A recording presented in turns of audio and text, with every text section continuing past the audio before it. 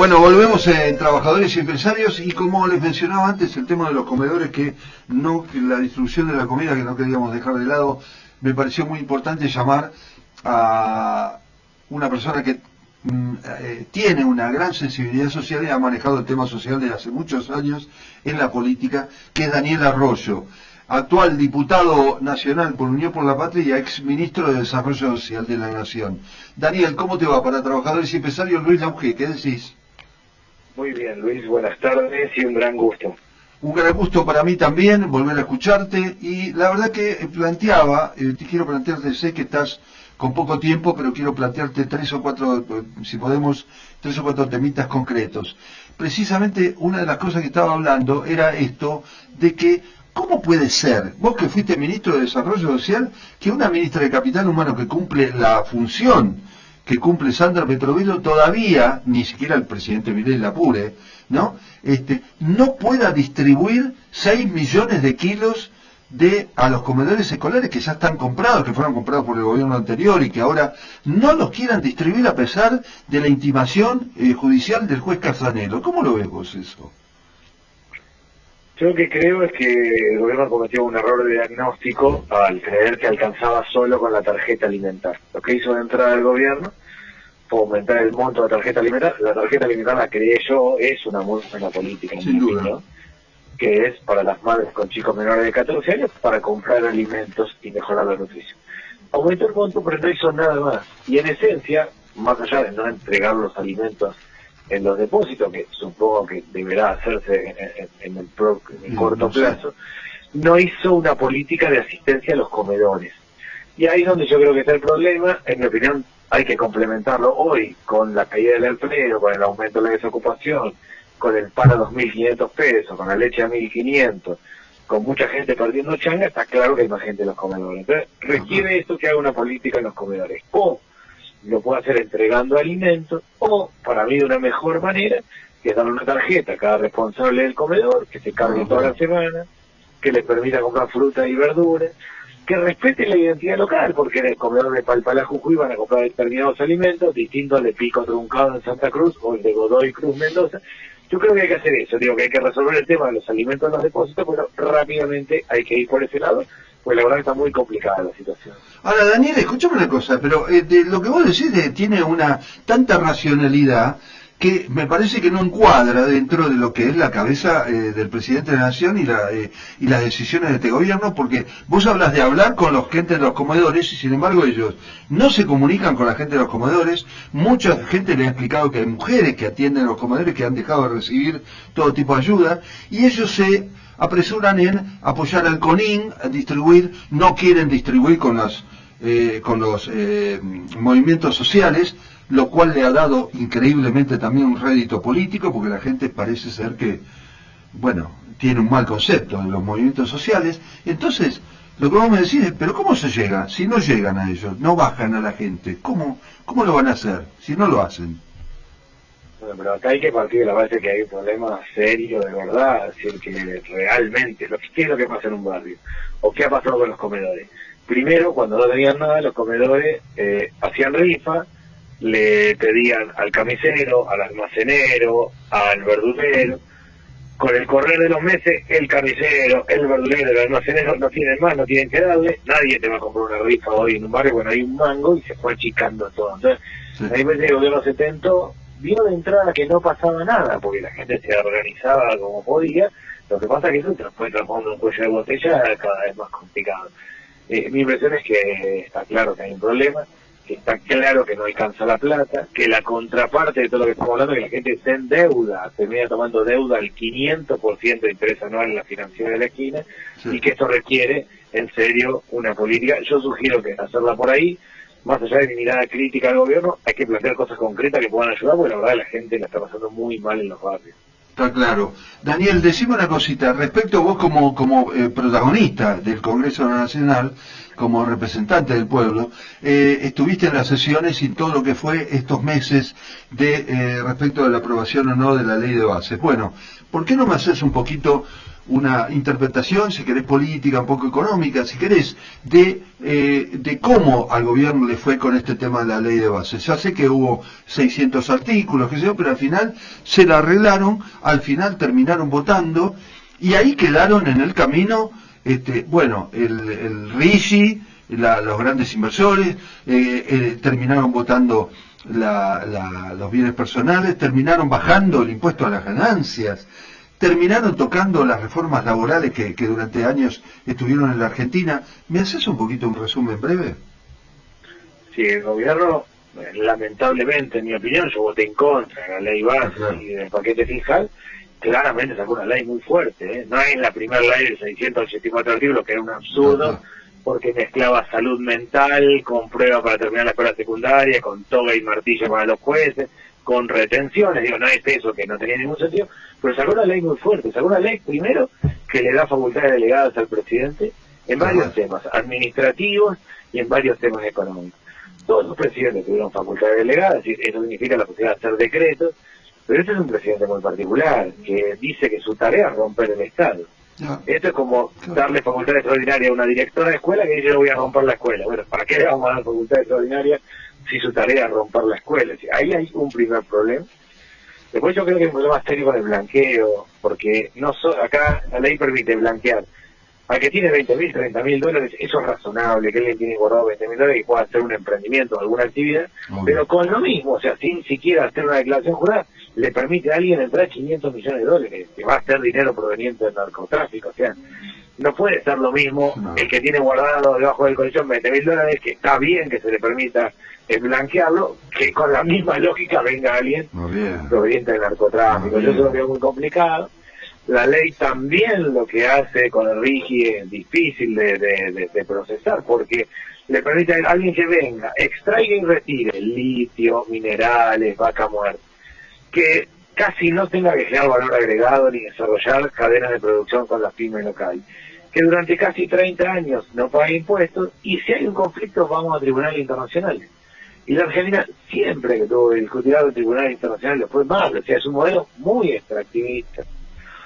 La ley también, a mi modo de ver, absurdamente hace que 140.000 personas paguen menos impuestos, son bienes personales, baja la alícuota de bienes personales para los que tienen más recursos en Argentina, y que 1.100.000 trabajadores paguen ganancias, o sea, algo absurdo. Y en el tema de ganancias va 3 pasos para atrás, porque no solo vuelven a pagar ganancias 1.100.000 trabajadores, sino se vuelven a computar las horas extras. Entonces volvemos otra vez a que alguien va, labura un sábado, hace horas extras y gana menos que si no hubiera ido, porque supera el límite de ganancias. O un médico hace una guardia y gana menos plata que si no lo hubiera hecho. En la ley es un retroceso, claramente. Ahora, lamentablemente, consigue una mayoría grande. Decime una cosita, está en mi ley, porque yo escucho ayer lo escuchaba a Hugo Aime, por ejemplo, hablar de lo que tenía que ver con, bueno, cómo la gente seguía apoyando en un sector, aunque, por ejemplo, el tema de la inflación, le daba todavía un tiempo a Milei, pero además hablaba de la oposición. No necesito escuchar a Aime para preguntarte por la oposición, pero digo, dos cosas en una. Una, con esto que dijiste que la ley ahora es muy fuerte, esta ley de bases, Milei está aprendiendo a consolidar o a aprovechar o a saber lo que es el poder para usarlo, para reprimir, para lo que sea, pero para consolidarse. Y en todo caso la oposición, incluida el peronismo, no porque haya apoyado, por supuesto, que es lo único que se mantiene, pero digo, esa oposición, ¿cómo está? No despierta interés en la población. ¿Cómo lo analizas? Primero sí creo que Milei ha consolidado poder, arrancó con una ley absurda y les dijo esto se vota sí o sí sin cambiar nada, terminó teniendo una ley muy fuerte, pero articuló con el radicalismo, con el PRO, sí, con los partidos provinciales, y consiguió una mayoría muy grande, aún para ganancias, que no parecía que fuera tan caro, consiguió 136 votos, o sea, consolidó una mayoría clara, y eso en mi opinión es un aprendizaje respecto de cómo construir poder para lo que necesitaba, que era esta ley, para lo que ellos quieren. Sí. La oposición claramente necesita ser repensada y hay que hacer una autocrítica clara y generar un cambio. la sociedad estuvo dispuesta a votar algo que no quedaba claro qué era ni para dónde era, con tal de no votar lo que había y con tal de no votar el peronismo. Hay que hacer una autocrítica, hay un problema claro. Está rota la relación de la sociedad con la política. La sociedad no le cree nada a la política, nada es nada. No cree que la política viva la vida cotidiana, que es ir al almacén, al supermercado, a ver si te alcanza o no te alcanza. Yo vivo así, por eso lo tengo claro, y además la sociedad siente que la política debate temas que no tienen nada que ver con la realidad. En ese esquema, yo creo que en la oposición tenemos primero construir otras ideas, construir otros ejemplos, es decir, la política tiene que vivir como vive la vida cotidiana, yo vivo así, tengo el mismo problema de cualquiera que anda por la calle, y después construir nuevos liderazgos, pero primero nuevas ideas, porque la sociedad cambió y no ve hoy al peronismo o a la oposición, lo único que ve es Milei, para bien o para mal, el único que ocupa el espacio es Milei, y eso es parte del problema. Decime una cosa, te aprovecho periodísticamente para mencionar que se cumplió el 1 de julio, por supuesto, el 50, nada menos, medio siglo del aniversario de la muerte del general Perón, pero digo, ese peronismo, cuando escucho a Moreno, cuando escucho a los peronistas tradicionales, inclusive a Cristina, pero Cristina con un amplio, con un espectro distinto, diciendo que no hay que estar solos, ¿sirve ese peronismo para hacer una oposición coherente? ¿O es dentro del peronismo, o es con el peronismo y con otros? ¿O es otro discurso? ¿Qué es? ¿Cómo es el camino? Es con el peronismo y con otros, y con otro discurso y con otras ideas. El peronismo de los 40, 50 ya no es posible, básicamente porque era el peronismo de la industria pesada, de un modelo de desarrollo nacional que no existe hoy como modelo de desarrollo industrial posible. Tampoco la sociedad hace 15 años, hay otra realidad, hay otra demanda, hay cansancio de la sociedad con el Estado. No es que mi ley genere expectativas en términos de decir, este es el camino, sino al revés, hay una sociedad sana que lo que dice, che, ojalá que esto tenga sentido, que semejante esfuerzo sirva. Es una sociedad sana que lo que dice, estamos forzándonos, por lo menos que tenga lógica esto, que tenga sentido, que sirva para algo. Hay que entender esa realidad y después construir otro esquema, pero no es solo peronismo, más parte del radicalismo, más parte del socialismo, es con el pyme, el comerciante, el laburante, el docente, el cartonero, el que lo hacía como puede. Todos esos necesitan que la economía funcione, todos esos necesitan que haya mercado interno y que las cosas se muevan más. Bueno, todos los que necesitamos lo mismo, somos la gran mayoría de los argentinos, tenemos que construir una nueva mayoría. Pero es mucho más allá del peronismo. Acá no hay péndulo, no es que esto va mal y vuelve lo que estaba, no. Esto es una ruptura grande, es un cambio profundo. Después de la crisis del 2001, el sistema político salió por kirchnerismo, macrismo, para decirlo de alguna manera. Se conformó un kirchnerismo y un macrismo como alternativa del Partido Liberal. Y esa reunión se terminó con este ciclo y arranca otra etapa. Y esa otra etapa está generando cambios que para mí son para mal, pero va a generar nuevos liderazgos y construir nuevos liderazgos y nuevas ideas. Si no, la sociedad no va a ver al peronismo. Daniel, una última cosita y te prometo que te dejo ya. Es el Pacto de Mayo. Hubo un texto del acuerdo un acuerdo que se hace el 8 de julio con todos vestidos de negro, al estilo, qué sé yo, un poco extraño, muy particular que tiene Milei, con una convocatoria donde tiene que ir gente vestida de una manera y demás, a la noche con Jaldo, el gobernador de Tucumán, que apoya, pero el 8 de julio a la noche, en un pacto de mayo donde hay 10 puntos de generalidades, pero donde supuestamente deberían ser aprobados, pero hay cosas como la inviolabilidad de la propiedad privada. ¿Quién va a decir que no? Pero no sabes para quién. El equilibrio fiscal innegociable, pero si tenés una catástrofe como el coronavirus, ¿qué haces? ¿Te basás en el equilibrio? Hay tantas cosas, la reducción del gasto público, hay un montón de generalidades que se supone que los dirigentes que van a ir ahí van a tener que apoyar, ¿o no? ¿Cómo ves ese Pacto de Mayo? Sí, primero yo no voy a participar. Sí. Acá hay que distinguir dos planos. Tiene sentido hacer un conjunto de puntos, de acuerdos, eso tiene sentido. Incorporar a la educación también. Hay cosas que tienen que dar un sentido razonable. Sí. Ahora, me parece que el problema que estamos en un contexto absurdo, de nada de Estado y todo el mercado lo bestia. Es eso lo que está proponiendo el gobierno y es eso el Pacto de Mayo. Claro. Hay que generar un equilibrio. No puede el Estado ser todo y el Estado distribuir lo que no hay. Ahora, de ahí a nada de Estado y todo el mercado lo que sale es absurdo. Finalmente ese es el trasfondo o el marco ideológico, más allá de que si uno agarra punto por punto, por un montón de estar de acuerdo. El punto 4 del tema educativo, yo estoy de acuerdo, claramente, hay que mejorar la educación, como todos estamos de acuerdo. Pero en mi opinión hay una visión absurda de lo que es un experimento que está encarando el gobierno, y en ese contexto hace el pacto.